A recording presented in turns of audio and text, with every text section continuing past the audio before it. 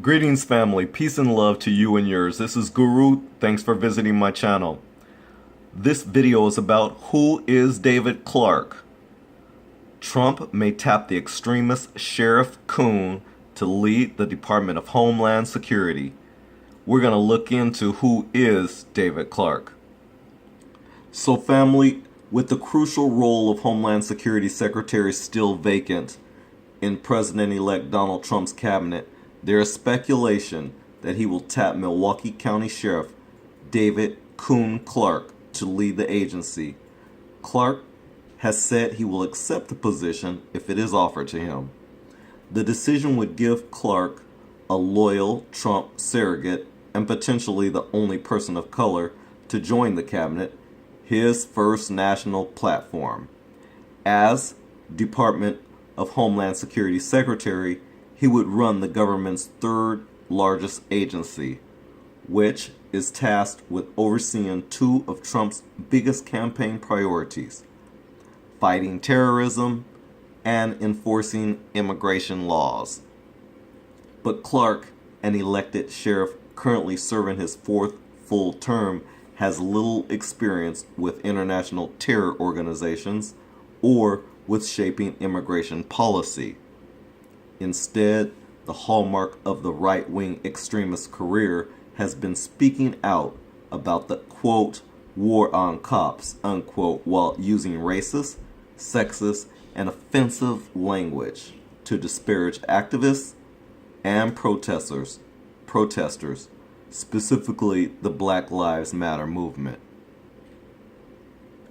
So, family, this week he called young demonstrators upset about the election outcome, quote, entitled, coddled, petulant snowflakes. And in that same op-ed, he wrote of his worries of the, quote, college-age 2-year-old behaving generation who willingly escalate the violence against cops, unquote. Here are some things you should know about the man who may be tasked with protecting the country. He believes, quote, war has been declared on cops in America. So, family, official FBI data shows violence against law enforcement has actually decreased in recent years. 2013 was the safest year on record for cops. Nevertheless, Clarke frequently points to Black Lives Matter activists and others calling attention to the high rate at which Black Americans are killed by police, alleging that they are calling for violence against law enforcement. Right now, somebody we call on at times like this, Milwaukee County Sheriff David Clarke. Good morning to you, Sheriff. Good morning. When you looked at the video of, in particular, that one shooter, he's down on the street level and he's hiding behind a column and he executes a police officer in cold blood. You're an expert. As you analyze that, what can you tell about that person who's doing the shooting? Well, I don't know what can you say? I mean, this is horror, just beyond belief for the American law enforcement officer. I want to know that we heard from the cop hater-in-chief, Obama, yet on this, that we heard from Mrs. Bill Clinton, who threw up the hashtag Black Lives Matter yesterday. They exploited a situation, two situations, one in Louisiana, one in Minnesota. Horrible situations, no doubt.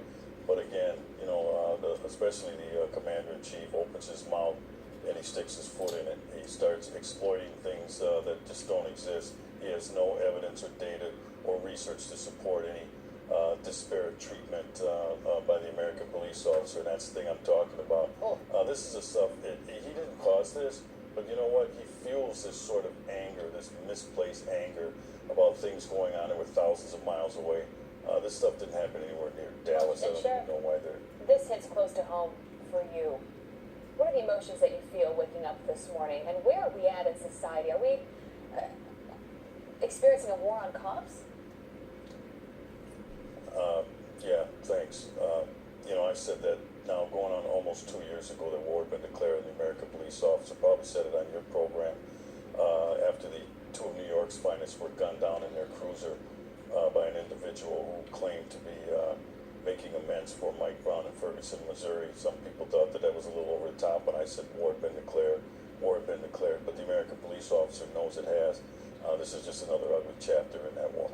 David, you're obviously looking at, as the sheriff of Milwaukee County, you're looking at these types of situations, a coordinated attack, clearly. Waiting on some sort of mass gathering, coordinated, waiting on a mass gathering of individuals, waiting to gun down police. How can you prepare for something like that? Do you think that we're going to see more of these types of attacks? Well, I would hope not, but you can't prepare for an ambush like that. We've seen law enforcement officers ambush. One happened not too long ago in Houston. He was just filling up his cruiser with gasoline, and then, like I said, the ones in NYPD, those aren't the only three, but you can't prepare for that ambush. I mean, we understand the dangers inherent in this sort of work, but when somebody's going to set you up to ambush you, there's really not much you can do. Sure. You mentioned the President of the United States. We did carry his comments live from Europe about 2.5 hours ago. He did say it was too early, we don't know all the facts, but he did mention, he talked about... That's interesting. He did mention when people are armed with powerful weapons, which clearly is a political component that he tried to inject into it. Let me ask you this. What does it say, though, given the fact that one of the fellow who was cornered and shot himself rather than be taken alive said the end is coming and he's going to try to hurt as many cops as he possibly can? I don't know what you say to some stupid comment like that. He probably did society a benefit by ending it the way that he did. But going back to President Obama, it's kind of interesting. He said the facts aren't in. He's usually popping off at the mouth before he's been briefed or before he knows any of the facts. Like he did yesterday without any foundation. He talked about racism and disparate treatment and people of color, all this nonsense. Like I said, he's armed with powerful words, and he uses those words irresponsibly. It fuels this sort of anger toward the American police officer. I wish he'd knock it off. We have other black leaders like Reverend Jesse Jackson overnight, right after these attacks, on a London radio show saying that Donald Trump and the rise of ultra-conservative groups are to blame for this rhetoric in this country and the violence that we're seeing. What do you say to Reverend Jackson this morning? I say nothing to Reverend Jackson. Reverend Jackson's another one of these blowhards whose time has passed, and he's still trying to stay relevant, and so he talks like that. But I'll tell you right now, nobody in the country that's running for president right now, and there's only two people that has stood behind and beside the American law enforcement officer like Donald Trump. I cannot wait till January 20th, I believe, 2017, when President Obama leaves the White House for the last time. And my hope, I pray that Donald J. Trump becomes the next commander-in-chief, because we need a president who's going to stand beside us and support us all across the country, unambiguously, by the way. And we know we're not going to get that out of Mrs. Bill Clinton. I think the saddest day for law enforcement will be if she were to become the president of the United States. Sheriff, you mentioned Donald Trump. He did send out a tweet in this past hour. It reads, "Prayers and condolences to all of the families who are so thoroughly devastated by the horrors we are all watching take place in our country."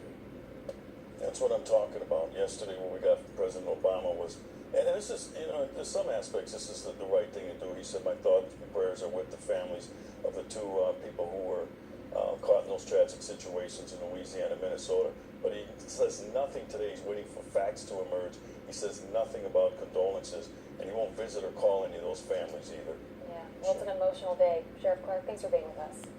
So family, after the fatal shooting of 5 cops in Dallas, Texas in July, Clarke said in a Fox News interview that he has maintained for years that, quote, war had been declared on the American police officer, unquote. We just saw that ridiculous video, but we'll just get to that in a minute. Quote, the American police officer knows it has, unquote, he said. Quote, this is just another chapter in that war, unquote. David Clarke also thinks, quote, there is no police brutality in America. Almost 1,200 people were shot and killed by police officers last year, and this year's total is on track to be similarly high. But Clarke believes that police brutality is not an issue. Quote, first of all, there's no police brutality in America. We ended that back in the 60s, unquote, he told Fox News last October. Quote, you look at the data and the research, and there's a new Harvard study out there that shows there is no racism in the hearts of police officers. They go about their daily duty, if you will, to keep communities safe. And you all remember he called for riots when Trump said the election was, quote, rigged. As polls showed Trump trailing Hillary Clinton, the sheriff repeatedly claimed that the election was rigged against his candidate. Clarke took that a step further, writing on Twitter that people should riot against the corrupt government. Quote, pitchforks and torches time, he wrote alongside a stock photo of an angry mob, pictured here. And to show you the receipt, family, this is the actual tweet by David A.Clarke Jr., and he writes, it's incredible that our institutions of government, White House, Congress, Department of Justice, and big media are corrupt and all we do is bitch. Pitchforks and torches time. So yes, David Clarke, Coon David Clarke, was trying to instigate a riot. And family, Captain Coon, he also frequently talks about an insurrection rising up to prevent the federal government from seizing people's guns, including in speeches to the National Rifle Association's annual conferences. He wants the National Guard to shut down anti-Trump protests. After the election last week, Clarke seized on reports of violent protests and claimed that Clinton supporters were rioting in the streets. On Twitter, he denounced the goon anarchists who do not believe in the U.S. Constitution or the rule of law, and called for the National Guard to get involved. And here in David Coon Clarke Jr.'s tweet, he tweets how to stop riots. 1. Declare state of emergency. 2. Impose early curfew. 3. Mobilize National Guard. 4. Authorize all non-lethal force. 5. Tear gas. He tweeted that on November 11th, this year, 2016. Basically, what he was calling for was martial law. So family, it's not the only time that he used Twitter since the election to disparage protesters. On November 11th, right here, he retweeted a now deleted fake quote claiming George Soros was intentionally funding black hate groups to bring down the United States. This man is reckless. This is the man who is David Clarke. This is who he is. During the demonstrations in Ferguson, he also called the mostly peaceful protesters, quote, vultures on a roadside carcass, unquote. Captain Coon, he called Black Lives Matter activists, quote, black slime, who need to be eradicated. In a Fox News interview in 2015, Clarke called for Americans to use vigilante justice against members of the Black Lives Matter movement, who he said should be eradicated from American society. He also frequently uses his Twitter account to attack the group, as we just heard. He also believes his country incarcerates more black people than any other U.S. county. I'm sorry family. His county incarcerates more black people than any other U.S. county. According to City Lab, Wisconsin's reputation as the top state for African American incarceration per capita is owed in large part to Milwaukee County and Clarke's methods of policing it. So he loves putting black people in jail.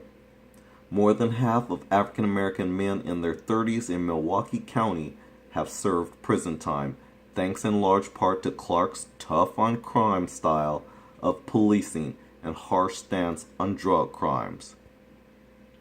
The number of black men incarcerated in Wisconsin has skyrocketed since 1990, and the majority of the state's black residents live in Milwaukee County. He calls Hillary Clinton Mrs. Bill Clinton. Clarke refused to call Hillary Clinton by her name throughout the campaign, referring to her instead as Mrs. Bill Clinton. And you also heard that in the videotape as well that I showed earlier. So family, when we ask the question, who is David Clarke?